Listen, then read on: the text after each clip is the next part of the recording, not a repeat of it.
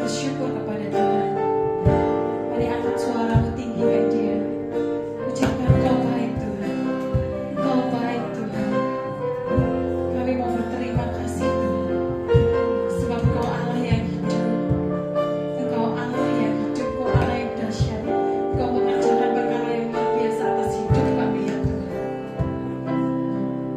Bapa, saat ini kami bersama-sama Tuhan datang ke hadirat-Mu. Kami bersyukur Tuhan buat hari yang indah yang Kau berikan Tuhan saat ini Tuhan.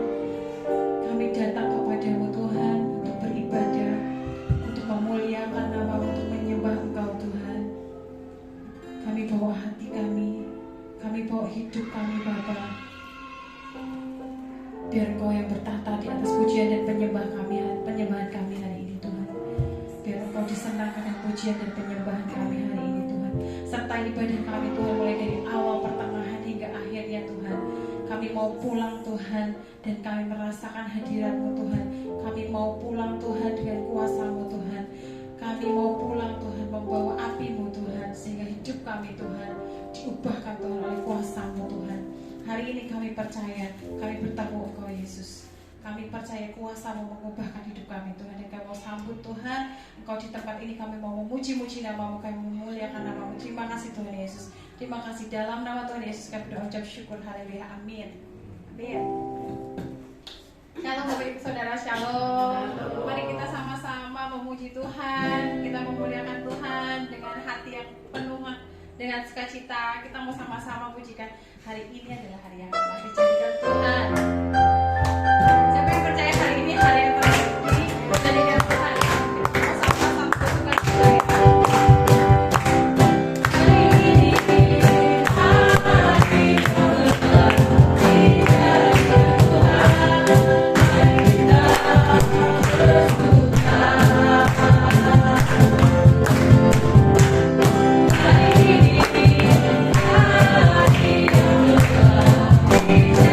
Yeah.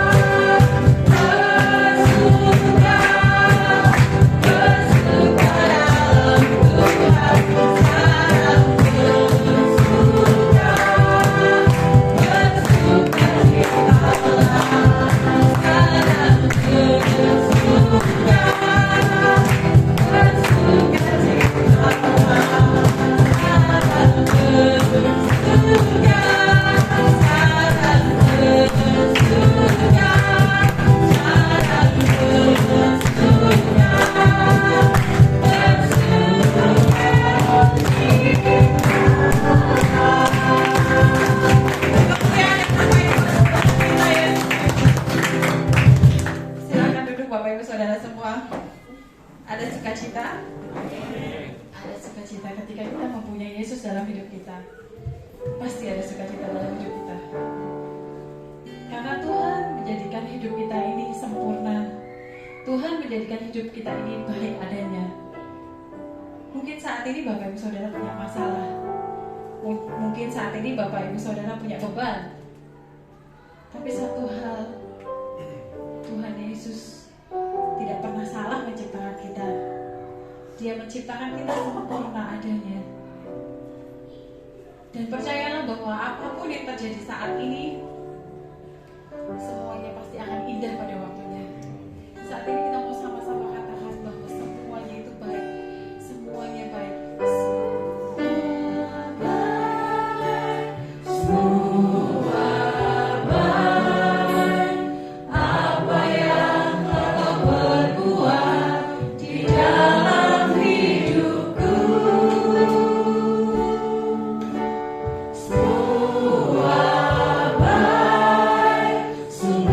terang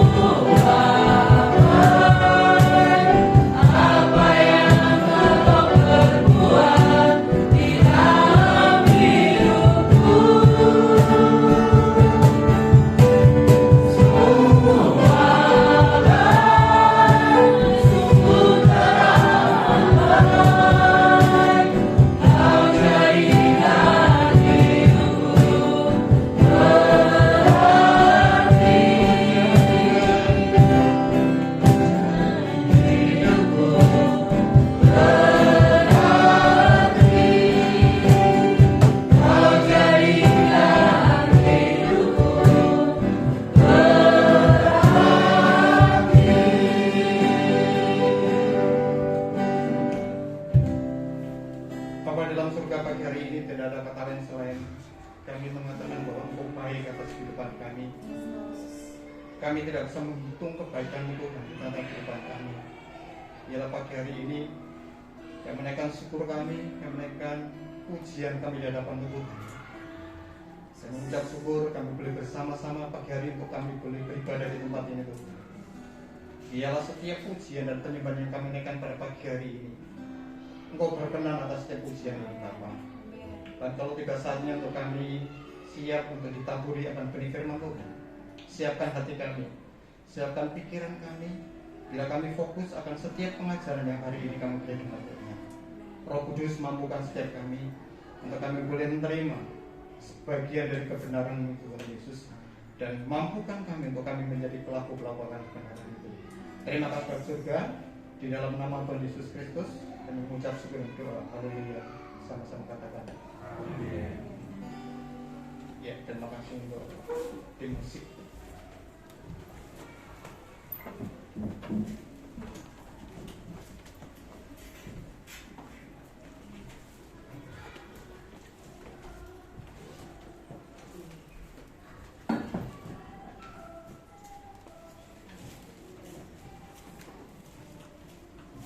Ya, selamat pagi Bapak Ibu sekalian. Ya, hari ini kita akan melanjutkan rangkaian firman Tuhan atau sering kita tentang buah roh yang sudah dimulai dari berapa bulan yang lalu. Jadi buah roh diambil dari Galatia 5 ayat 22 sampai 23. Nanti akan saya bacakan. Paling tidak apa yang sudah kita pelajari di dalam minggu-minggu yang sudah kita lalui, mengingatkan bahwa setiap kita apakah buah roh yang diawali dari kasih, sukacita, dan selanjutnya. Kemarin yang terakhir adalah tentang kesabaran yang disampaikan oleh Budia. Minggu kemarin Pak Ubaja menyampaikan tentang kemurahan. Apakah apa yang sudah kita dapatkan dari sharing firman Tuhan setiap minggu masih stay untuk kita pegang dan kita lakukan atau tidak? Tetapi saya akan ulangi bacakan dalam Galatia 5 ayat 22 sampai 23.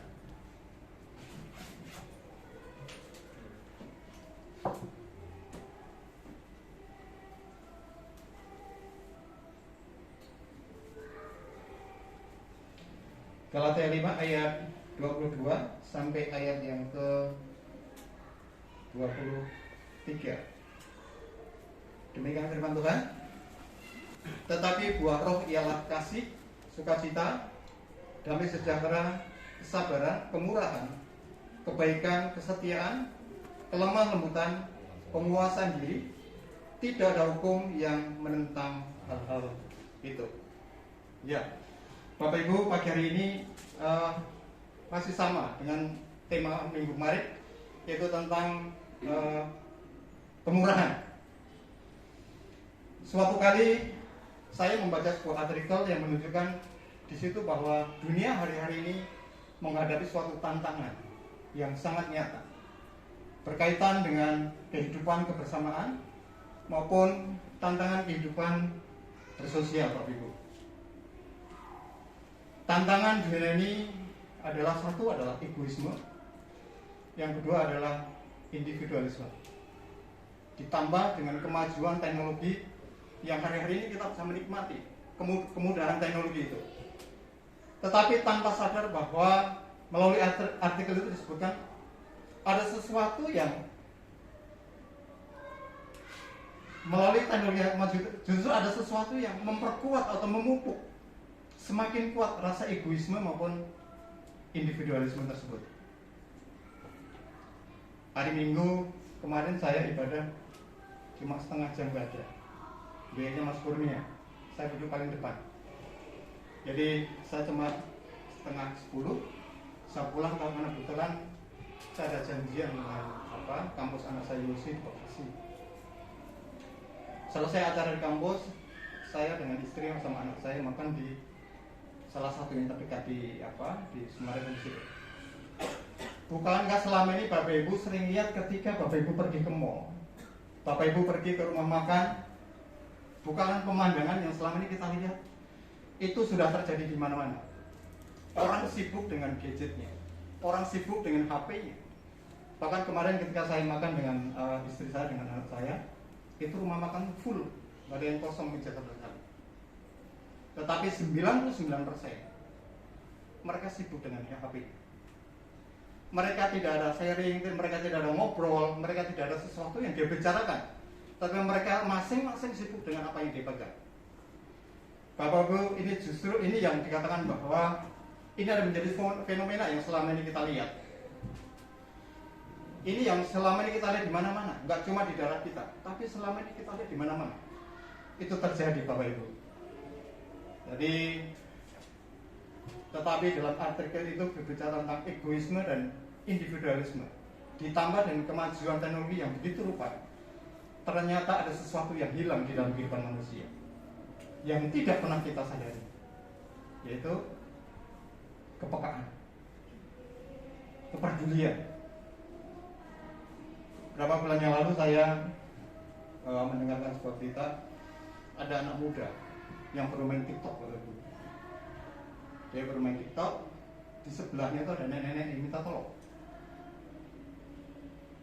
Bukannya anak muda itu memberikan pertolongan pada nenek-nenek itu, tetapi justru apa Bapak Ibu? Anak muda itu justru nenek-nenek itu bikin konten TikTok.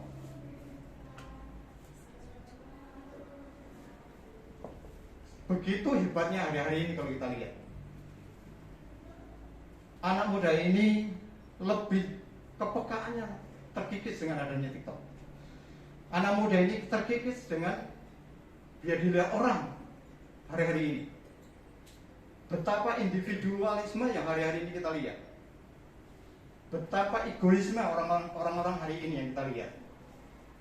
Bapak Ibu, kita tentunya masih ingat ketika wabah COVID kita alami semuanya. Bersyukur kalau akhir-akhir ini kita sudah mulai aktivitas dengan baik.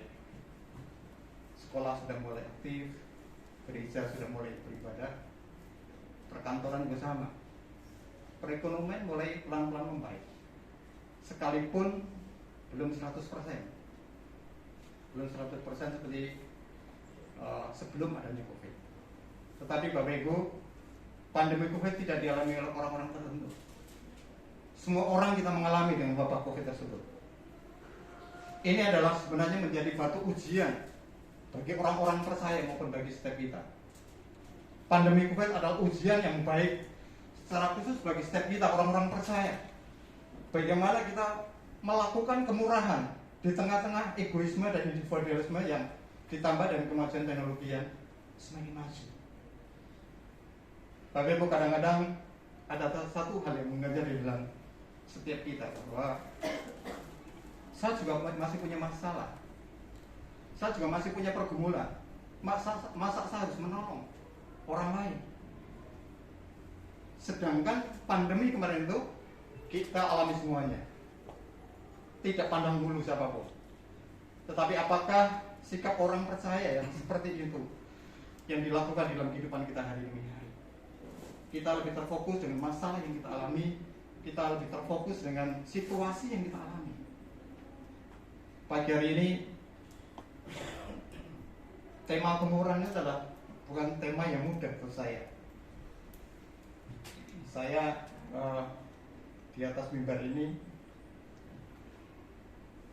ada orang tua saya. Di sini ada Mbak Misi yang selama ini saya kenal Mbak Misi itu dari sama si bujangan. Kasarnya gini Bapak Ibu, orang tua saya maupun Mbak Misi itu tahu kartu saya. Sekarang saya harus bicara tentang kemurahan gitu kan. Kalau Bapak Ibu mau tanya siapa aslinya saya, boleh tanya ke orang tua saya atau ke Mbak Misi boleh. Ya, kemurahan mungkin kemarin sudah disinggung oleh Mbak kita adalah kita dalam murah hati. Kemurahan itu sama dengan murah hati. Dalam kamus bahasa besar bahasa Indonesia adalah mudah memberi, tidak pelit. Kalau anak saya selalu dengar itu. Mamanya sih bilang, pelit dengan iri itu beda tipis. Betul nggak kan? Arti yang ketiga adalah penyayang.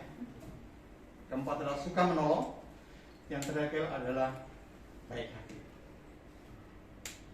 Pertanyaannya bagi setiap kita, kenapa kita harus bermurah hati? Itu pertanyaan yang harus ada dalam diri kehidupan kita. Kenapa kita harus bermurah hati? Kenapa kita harus bermurah hati kalau saya aja ada masalah? Kenapa kita harus peduli dengan orang yang punya masalah? Kalau saya punya pergumulan, kenapa saya harus melakukan pergumulan? Kemurahan, harus melakukan kemurahan kepada orang lain yang belum tentu orang lain itu akan melakukan kemurahan kepada saya. Itu pertanyaan yang selalu ada dalam hidup kita. Tetapi ada firman Tuhan katakan bahwa dengan kemurahan hati kita akan menerima kemurahan dari Tuhan. Ini minggu yang lalu Bapak sampaikan. Bapak Ibu, ada suatu kutipan yang mengatakan bahwa semua tindakan yang kita lakukan, baik itu kebaikan, baik itu perhatian, kepedulian kita pada orang lain, di balik semua itu Bapak Ibu, ada suatu reward yang telah Tuhan sediakan untuk setiap kita. Seperti yang disebutkan di dalam Matius 5 ayat yang ke-7.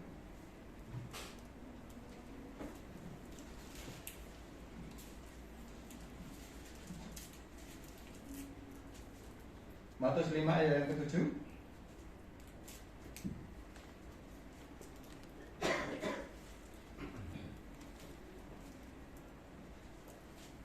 Pak Willy, tolong bacakan Pak Willy. Matius 5 ayat yang ke-7.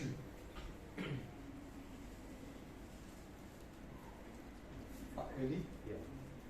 Matius 5 ayat yang ke-7.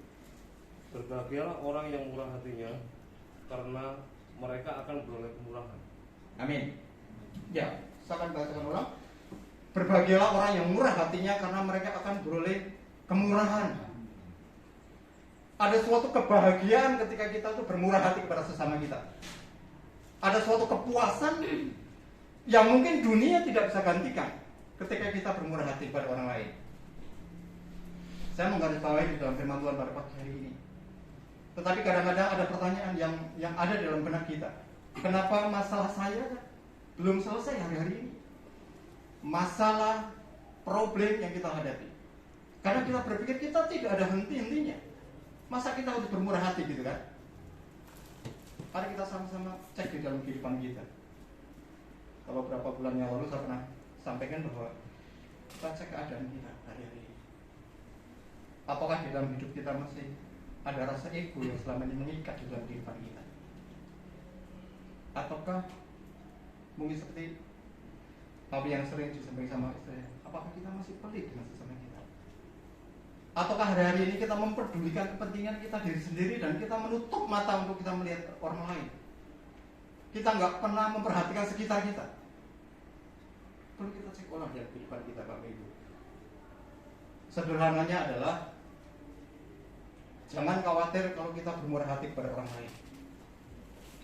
Karena Tuhan akan memperhatikan pergumulan dan permasalahan setiap kita.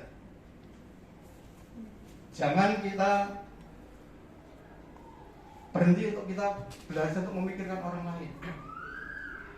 Kita terus bermurah hati kepada orang lain. Kenapa Bapak Ibu?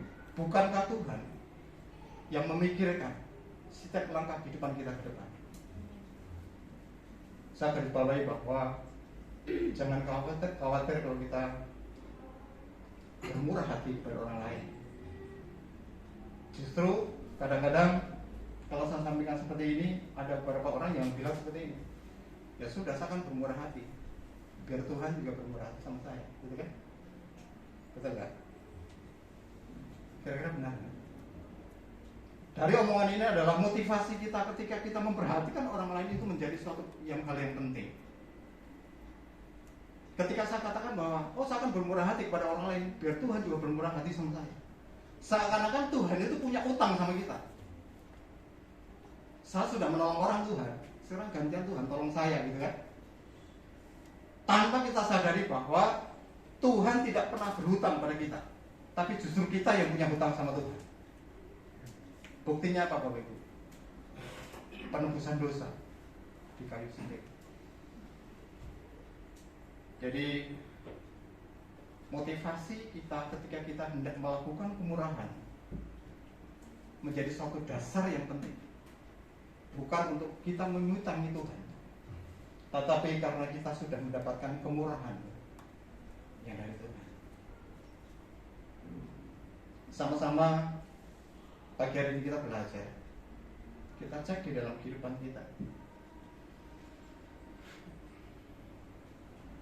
Terlalu banyak kita menerima kemurahan dari Tuhan. Kalau kita hitung dari kemurahan, kalau Bapak Ibu semuanya di tempat ini, kalau boleh suruh angkat tangan, siapa yang menerima kemurahan Tuhan? Salah orang yang paling pertama untuk angkat tangan. Saya selalu sampaikan buat keluarga saya, istri saya maupun anak-anak saya, kita tidak ada dasarnya untuk kita bersombong. Kita tidak ada dasarnya untuk kita bermegah. Kita tidak ada dasarnya semua itu. Kenapa? Semua itu karena kemurahan Tuhan. Kalau saya boleh mengingat, saya sampaikan buat anak saya, kita jangan lupa kita dari mana berasal. Nah, tadi Bapak Ibu, kenapa kalau orang tua saya ada di sini sama Mbak Misi ada di sini, beliau tahu persis kartunya, kartu saya, kartu keluarga saya. Jadi bagaimana Tuhan angkat kalau saya sampai keluarga saya sampai saat ini, saya dan keluarga bisa sama-sama untuk melayani Tuhan. Hari-hari ini kita boleh mengalami kesehatan, kita boleh memiliki suatu pekerjaan, kita boleh memiliki suatu pelayanan. Tuhan percayakan banyak hal dalam kehidupan keluarga saya. Hanya satu, itu karena kemurahan Tuhan. Bapak Ibu bisa cek di dalam kehidupan kita. Bukankah selama ini kita lupa setiap langkah kehidupan kita? Kadang-kadang kita melupakan itu Tuhan. Kadang-kadang kita mengandalkan bahwa itu karena saya. Bapak Ibu, jangan jadikan alasan kesulitan, masalah yang kita alami untuk kita tidak bermurah hati pada orang lain. Banyak orang-orang percaya berpikir bahwa saya memang masih ada masalah, kenapa saya memikirkan masalah orang lain, gitu kan?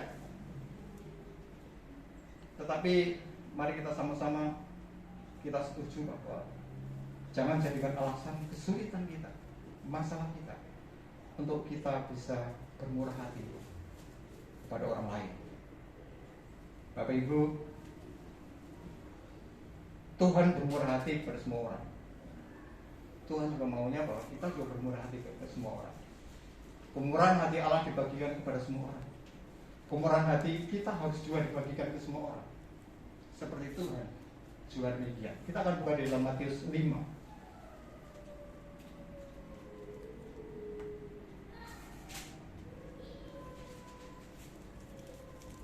Matius 5 ayat 44 sampai 45.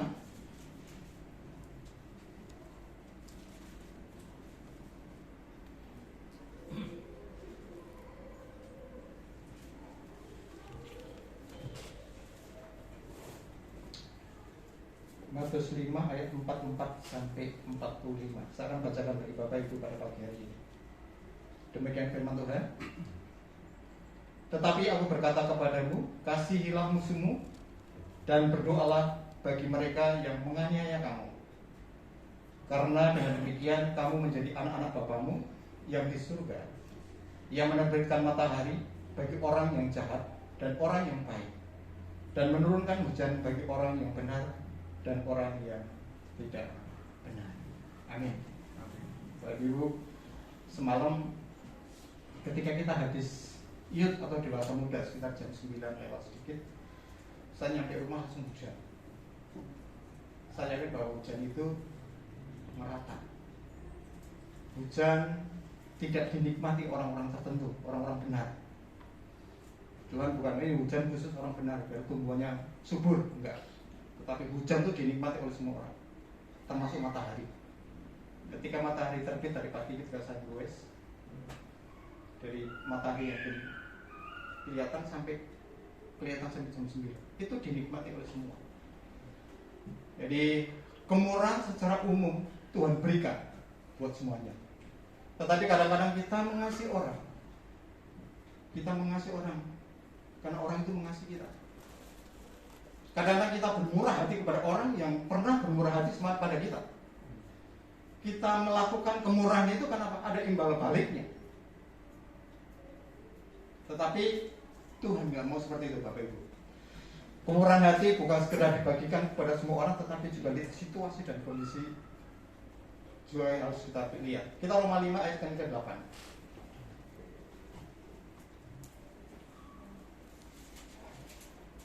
Roma 5 ayat yang ke-8.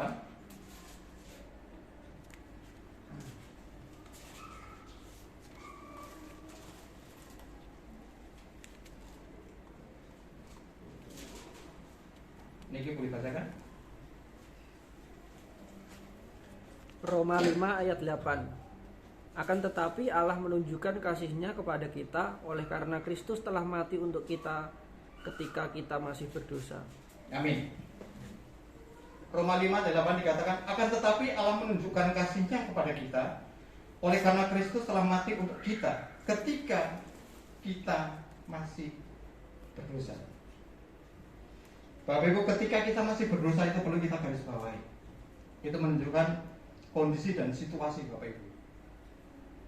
Kemurahan hati yang tidak memandang situasi dan kondisi itu yang Tuhan mau. Allah mati untuk kita ketika kita masih berdosa. Allah mati untuk kita ketika kita masih memberontak sama Tuhan. Allah mati untuk kita ketika kita masih hidup secara duniawi. Bapak Ibu, mari kita belajar bahwa kita bermurah hati, tidak pandang situasi. Jangan menunggu orang itu bertobat, seakan bermurah hati pada orang itu. Jangan sampai kita menunggu orang untuk berubah dulu. Orang itu berubah, ya saya bermelangkah untuk saya berubah. Tuhan nggak mau seperti itu, Bapak Ibu. Tetapi dikatakan bahwa seperti itu, ketika kita masih berdosa, Tuhan tebus dosa kita. Tuhan tidak pandang kondisi kita. Sekalipun kita masih menjadi manusia yang memberontak Allah, tetapi di kayu salib Tuhan buktikan. Bapak Ibu, kemurahan hati tidak seharusnya untuk kita memilih-milih orang. Karena kemurahan hati harus ditunjukkan kepada semua orang, termasuk dalam firman Tuhan yang dikatakan kepada musuh kita. Dengan itu kita belajar untuk kita meneladani Tuhan. Bapak Ibu, ada suatu contoh yang selama ini kita sering dengar di dalam seri firman Tuhan. Orang Samaria yang baik hati. Sering dengar Bapak Ibu kan? Orang Samaria yang baik hati, kita tahu ceritanya bahwa kalau orang Yahudi dengan orang Samaria itu selama ini bermusuhan satu dengan yang lain. Orang Samaria dan orang Yahudi itu sudah ibadahnya berbeda, kitabnya juga berbeda. Orang Yahudi nggak mau dia untuk melewati daerah Samaria. Tetapi kalau kita pernah dengar, kita pernah baca bahwa justru kenapa Tuhan Yesus bersama dengan murid-muridnya Tuhan Yesus itu melewati Samaria, bukan cuma melewati. Tuhan Yesus minta air minum kepada seorang wanita Samaria. Apa yang bisa kita pelajari dari seorang Samaria, Bapak Ibu? Kita akan lihat di dalam Lukas 10 ayat 33 sampai 34.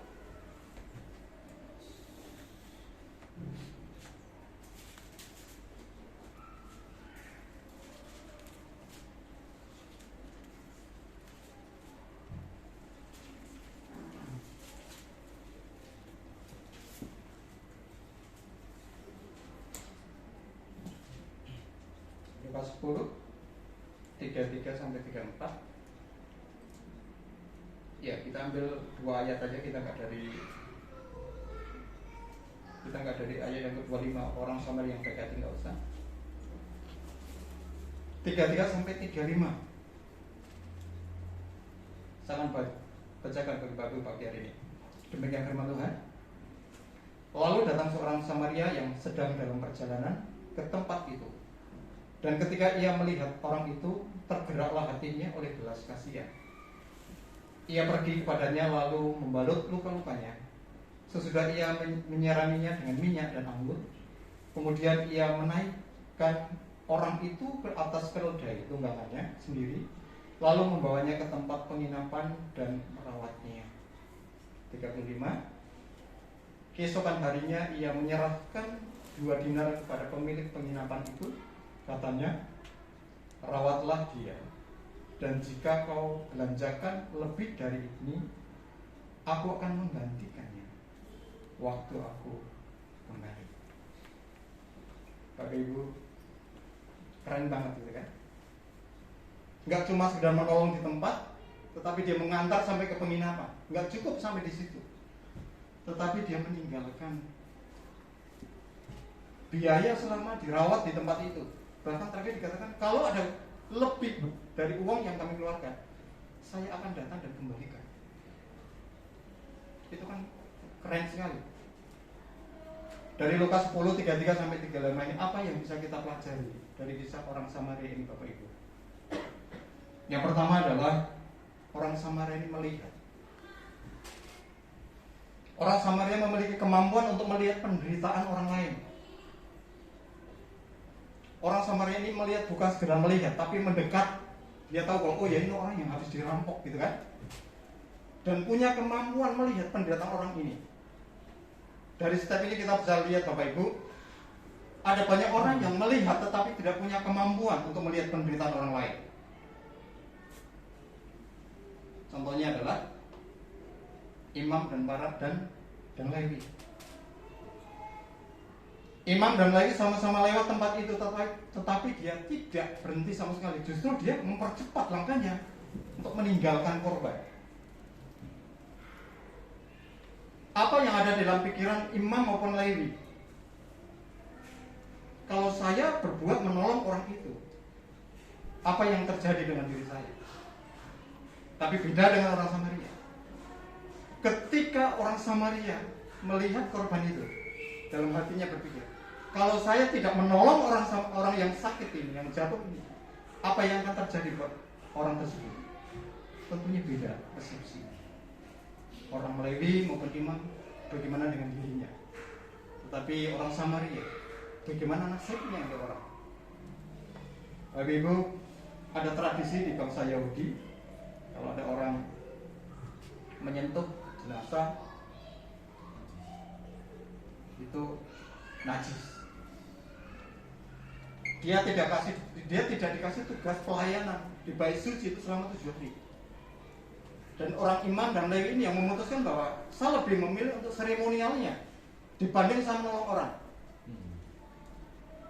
Bapak Ibu, mari kita sama-sama belajar melihat, tetapi belum tentu mereka melihat kemampuan untuk melihat penderitaan orang lain. Apa yang menjadi batasan? Seperti tadi yang saya sampaikan di awal, orang Lewi dan Imam adalah memiliki suatu keegoisan dan individualisme yang masih kuat. Dia tidak mau najis. Dia tidak mau bahwa saya tidak dapat pelayanan di bait suci selama 7 hari. Itu pilihan yang diambil oleh kedua orang tersebut tadi. Lalu orang Samaria ini langkah kedua apa? Dikatakan bahwa tergeraklah hatinya oleh belas kasihan. Langkah kedua yang diputuskan oleh orang Samaria, ada perasaan yang simpati dan empati terhadap orang yang mengalami pergumulan. Bukan sekedar melihat, tetapi ada perasaan yang empati dan simpati terhadap orang itu. Dalam bahasa sederhananya adalah orang Samaria itu bisa merasakan bagaimana pergumulan orang. Ada pepatah mengatakan bahwa berdiri di sepatu orang lain. Pernah nggak Bapak Ibu itu terjadi dalam hidup kita? Artinya kita memposisikan diri kita, kalau kita menjadi orang itu.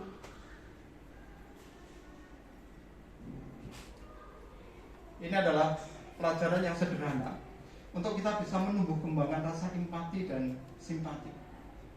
Ketika itu sudah terbangun, saya yakin bahwa akhirnya tergeraklah kita memiliki suatu belas kasihan kepada orang lain. Ya, Bapak Ibu, yang ketiga, apa yang dilakukan oleh orang Samaria? Dikatakan ia pergi kepadanya. Bapak Ibu, orang Samaria tidak meninggalkan setelah merawat ada di tempat, ada di TKP, tetapi ia pergi kepadanya untuk dia ada tindakan nyata dari kemurahan hati itu. Hari ini banyak orang yang melihat tetapi belum tentu memiliki kesimpulan yang sama seperti orang Samaria. Ada orang-orang yang melihat dan tergerak tetapi tidak memutuskan untuk pergi. Artinya untuk melakukan sesuatu untuk orang yang mengalami pergumulan itu dengan berbagai alasan. Semua alasan yang disusun itu kenapa? Alasan karena untuk pribadi kita. Bapak Ibu, kemurahan hati itu bukan sekedar omset. Kemurahan hati bukan sekedar sesuatu yang kita sharingkan seperti pagi hari, seperti hari Minggu yang lalu oleh gembala kita. Tetapi kemurahan hati adalah sebuah tindakan nyata. Itu baru dikatakan kemurahan hati. Nggak cukup gini Bapak Ibu, saya kan orang percaya, saya harus baik-baik saja.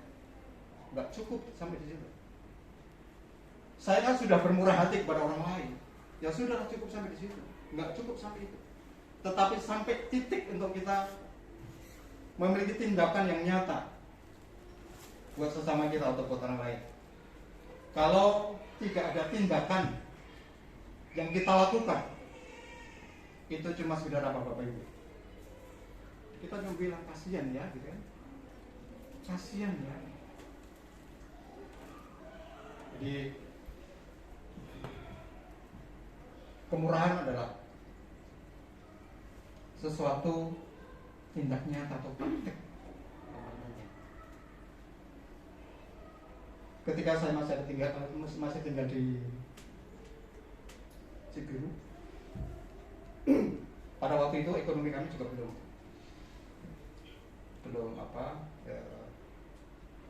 seperti sekarang, masih bergumul. Kadang ada waktu untuk saya mojek, ada waktu untuk saya jadi supir pribadi, apapun yang saya lakukan. Tapi waktu itu hari Sabtu ada tukang sol sepatu. Ini udah sepuh. Kalau sampai sekarang kalau ada sol sepatu yang suka lewat Cibiru atau Cibodas atau mungkin depan Ciben itu ya pakai kuku hitam. Udah sepuh, itu orangnya. Ketika saya pagi keluar, saya lihat ada yang nawarkan sol sepatu.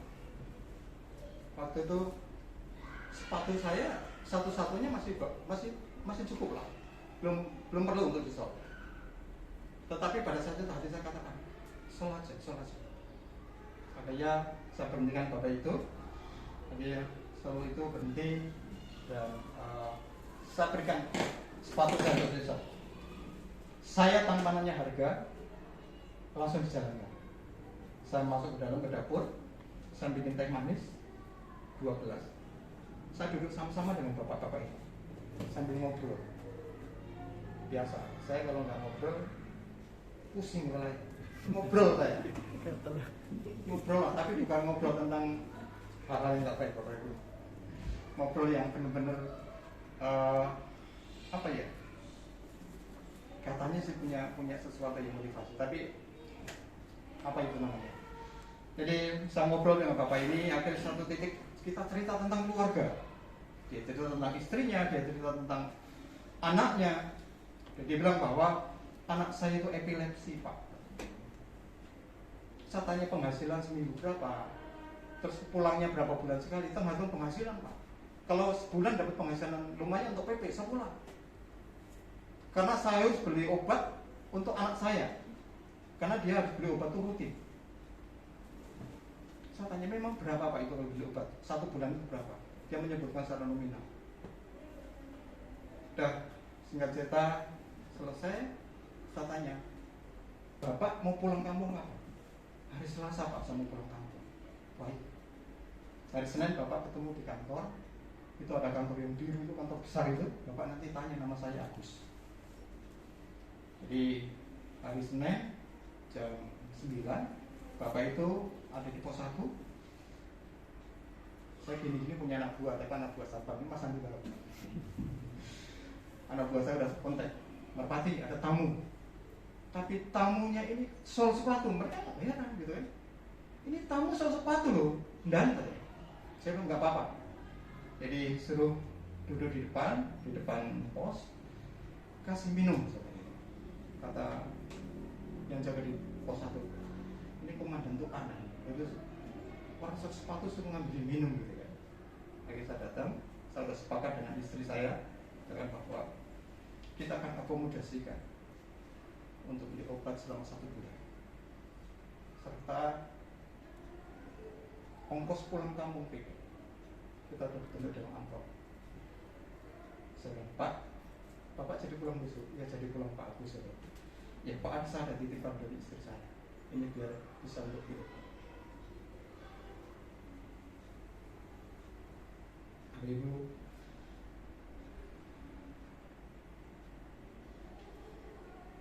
sampai sekarang Bapak itu kalau melihat saya di pos 1 ketika saya lalu lintas, Bapak itu sudah membungkuk.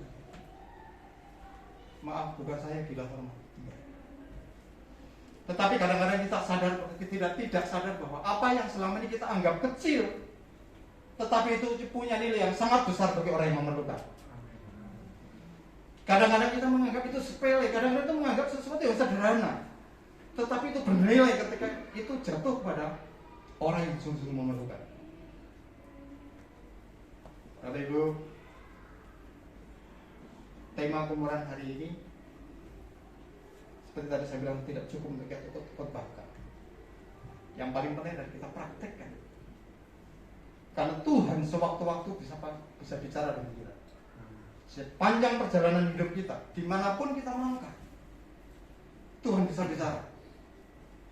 Berikan itu pertolongan buat orang itu, berikan kekuatan buat orang itu. Tetapi pertanyaannya, apakah kita mendengar suara Tuhan yang selama ini bersama dengan kita? Ataukah kita mengeraskan diri, menutup diri dengan segala kekhawatiran yang kita punya, dengan segala ketakutan yang kita punya? Itu yang menjadi perenungan bagi setiap kita, termasuk saya. Mari sama-sama belajar. Kita akhiri khotbah siang ini dengan kutipan, kemurahan hati itu seharusnya bukan sekedar pilihan saya, tetapi kemurahan hati ini adalah menjadi gaya hidup kita.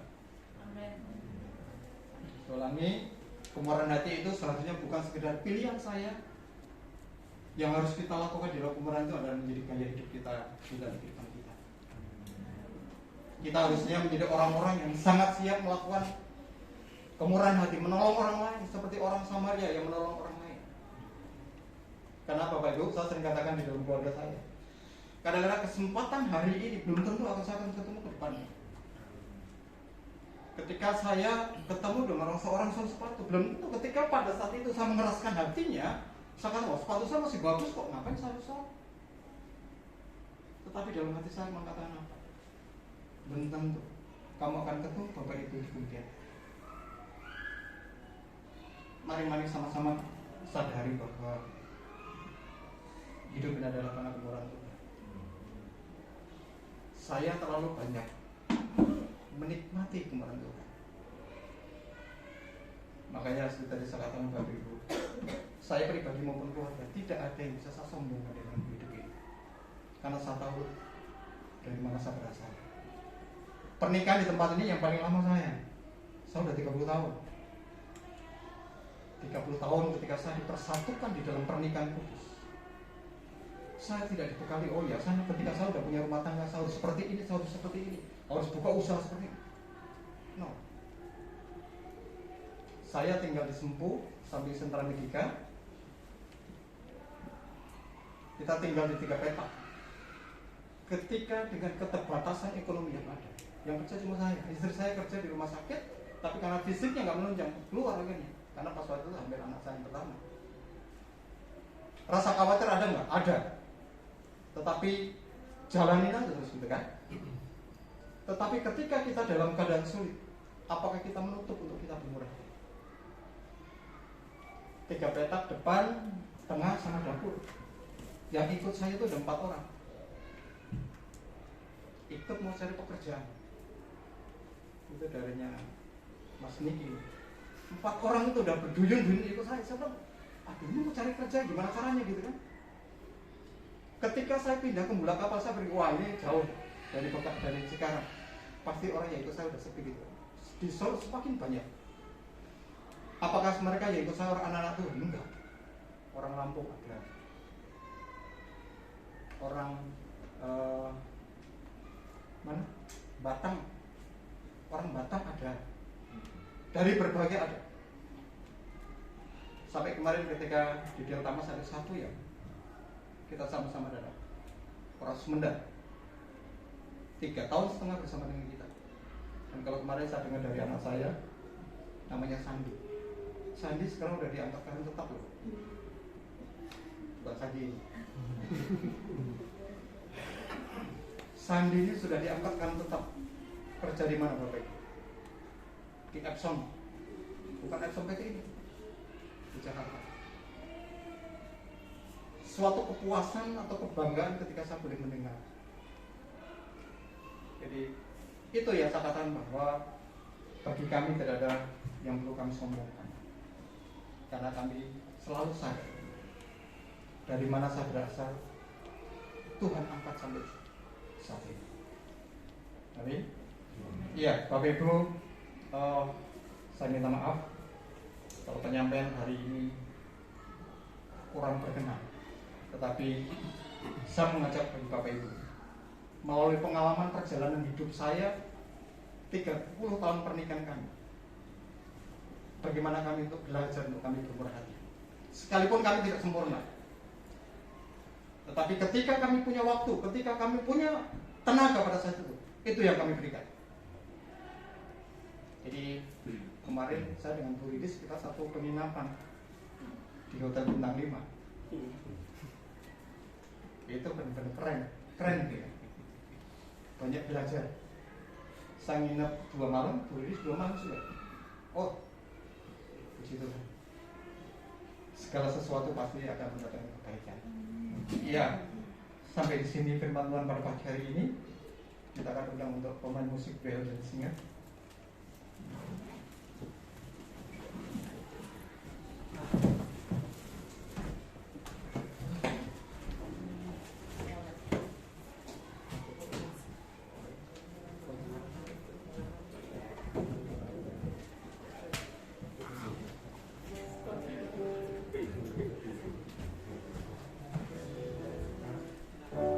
Ya, kita bangkit berdiri sama-sama Bapak Ibu. Ya, kita akan nyanyikan satu pujian karena kemurahan Tuhan.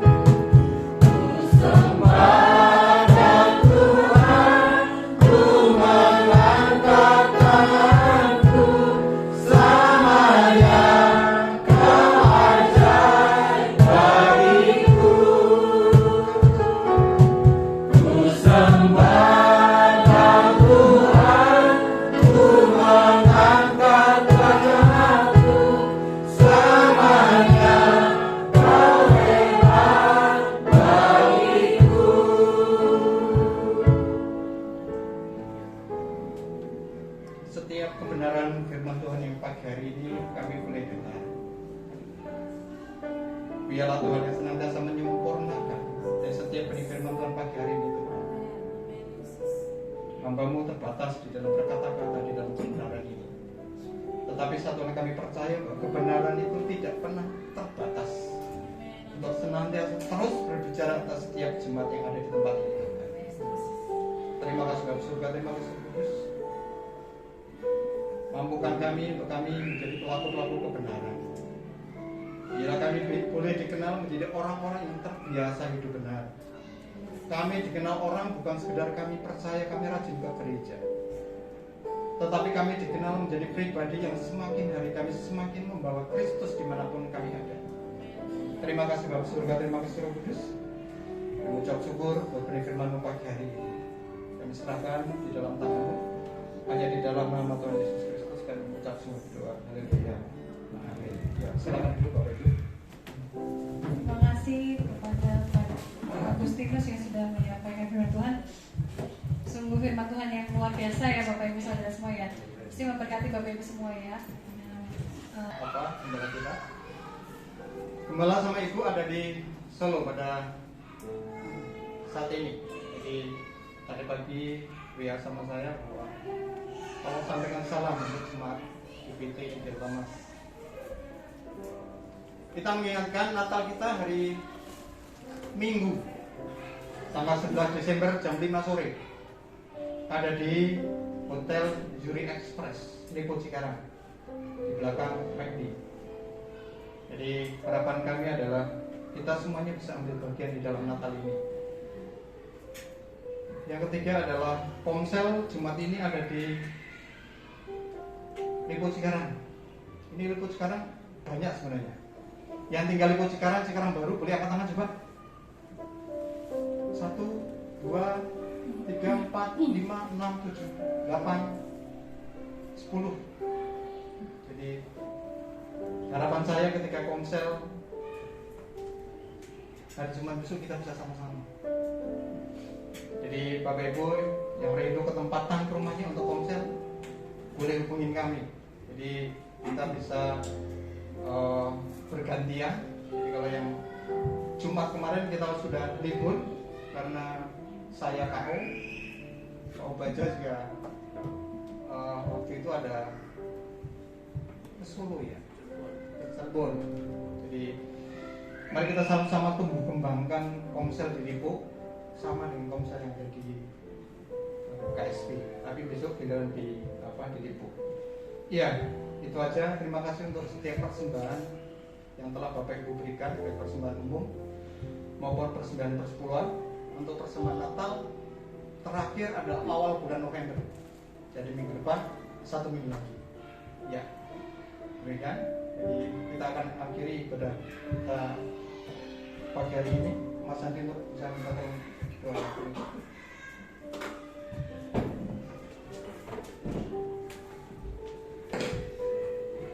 Mari sama-sama kita bisa tutup dalam doa. Bapak yang kudus yang mulia, kami tahu bahwa baik Tuhan, dan biarlah hidup kami senantiasa terus Tuhan mencerminkan kasih-Mu Kristus. Kami boleh Tuhan menerima setiap kebenaran firman Tuhan bahwasanya Engkau Tuhan yang murah hati, maka kami pun harus murah hati Tuhan. Bukan hanya kami tergerak Tuhan, tapi kami mau bergerak Tuhan, karena Engkau Tuhan yang senantiasa memberikan hati yang mengasihi Bapa. Yang percaya Tuhan, hidup kami saat ini Tuhan menjadi hidup yang baru, menjadi hidup yang benar-benar penuh dengan kemurahan Bapa. Dan kami juga mau menjadi manusia yang murah hati Tuhan, karena biarlah Tuhan melalui hidup kami Tuhan hanya nama-Mu yang dimuliakan Bapa.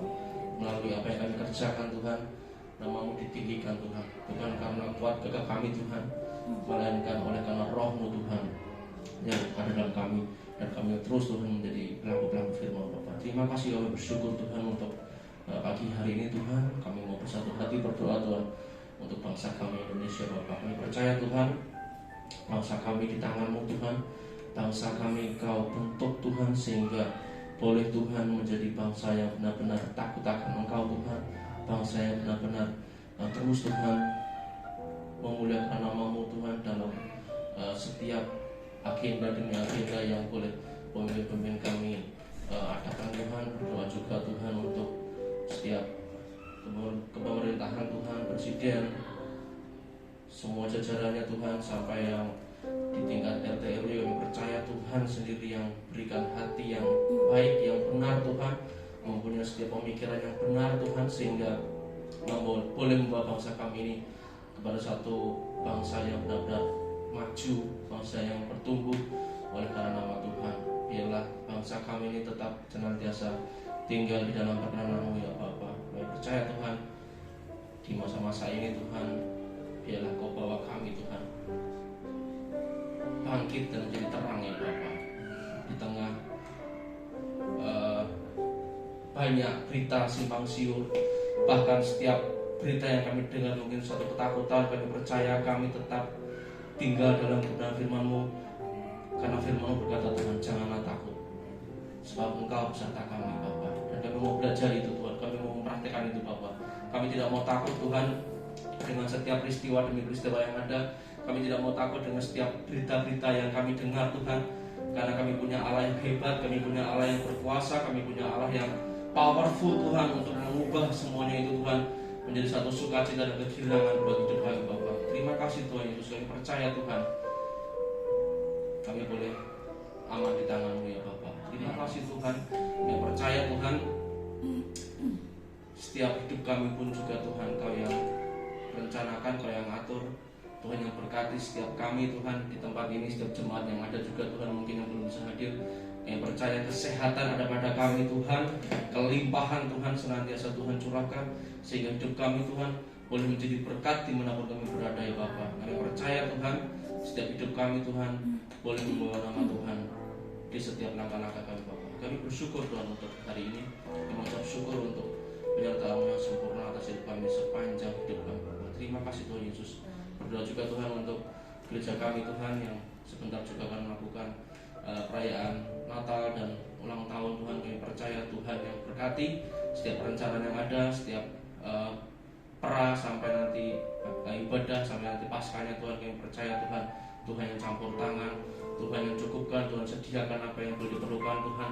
Sehingga kami percaya Tuhan, bukan karena perayaan Tuhan, kami mau Tuhan boleh banyak jiwa-jiwa datang kepada-Mu Tuhan. Kami mau Tuhan nama Tuhan dipermuliakan atas apa yang kami lakukan Tuhan, bukan oleh karena kami, bukan oleh karena perayaannya besar, tapi biarlah hanya nama-Mu Tuhan yang ditinggikan Bapa. Dan kami rindu Tuhan boleh banyak jiwa-jiwa datang untuk menyembah-Mu bersama-sama, memuliakan nama-Mu Tuhan di komunitas kami GBT Micro Community Bapa. Terima kasih Tuhan. Berkati juga Tuhan komsel-komsel yang ada, baik di Lipo, baik di KSB. Kami percaya Tuhan semakin hari Tuhan semakin tambahkan banyak jiwa, semakin hari Tuhan semakin kuatkan, semakin solid Tuhan, sehingga komsel yang ada Tuhan boleh semakin bertumbuh, berkembang, sehingga kami tahu Tuhan banyak orang mendengar akan kebenaran firman Tuhan melalui apa yang kami lakukan di komsel kami Bapa.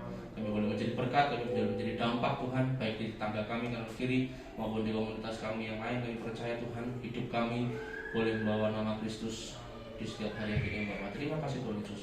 Kami percayakan semuanya hidup kami dalam tangan-Mu. Kami percaya Tuhan, biarlah nama Tuhan dipermuliakan atas apa yang boleh kami lakukan Bapa. Tutup tembus kami semua dengan kuasa darah-Mu yang kudus. Dalam nama Yesus kami sudah berkat Tuhan. Ya Bapak Ibu, kita bangkit berdiri sama-sama. Kita angkat tangan di hadapan Tuhan, arahkan hati kita kepada Bapa di surga. Diberkatilah kehidupan rumah tanggamu, diberkatilah tanganmu untuk mengerjakan segala sesuatu, diberkatilah generasimu, dan diberkatilah pekerjaan usaha.